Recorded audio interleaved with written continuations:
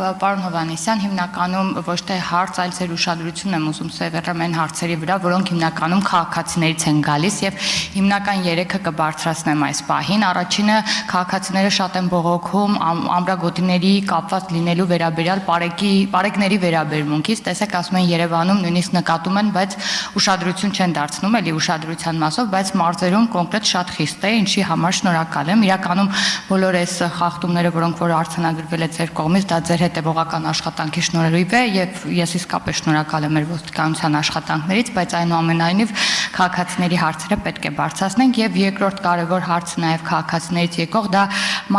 մանկական պահող հարմարանքներով երթևեկությունը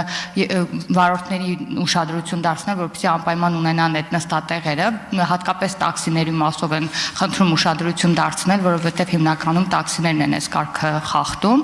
եւ երրորդ մասով Նորագավիթի առաջին փողոցի եւ Արտաշատյան խճուղի այս ճանապարհահատվածում հիմնականում շատ են լինում խցանումներն ու ճանապարհատրանսպորտային պատահարները։ Բնակիչները խնդրում են, որպեսզի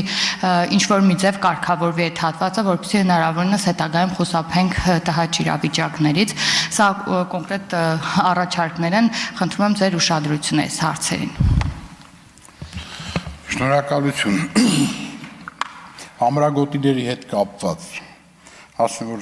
2024 թվականին 37,958 արձանագրություն է կազմվել, 2025 թվականի առաջին եռամսյակում արդեն իսկ 46,348։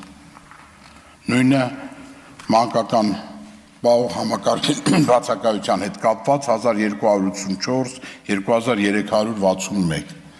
Խիստ պահանջ է տրված է պարեկներից մեր, որոնք աշխատանքներ իրականացնում են եւ հնարավորության դեպքում ամեն ինչ անում են հայտնաբերելու համար։